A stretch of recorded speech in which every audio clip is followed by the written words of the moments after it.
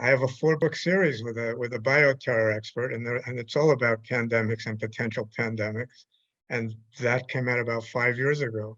Um, I remember selling a series of scripts to NBC about what would ever happen if it was a Category 6 hurricane. And unfortunately, Ray, Miami was going to be hit by it. I'm sorry to tell you because you're there. But and in the middle of writing it, Hurricane Katrina hit New Orleans. So NBC said, no, no, it's exploitative. We have to stop it.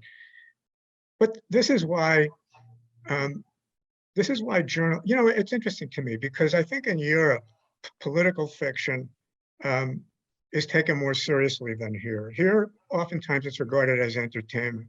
If you look at some of the great political novels of the past, Failsafe, I mean, did a lot to affect people's attitudes toward nuclear war. On the Beach, right? The Neville Shute book. I mean, the China Syndrome. If we're going to talk about movies, Uncle Tom's Cabin about slavery. I mean, running across the ice. These are thriller scenes.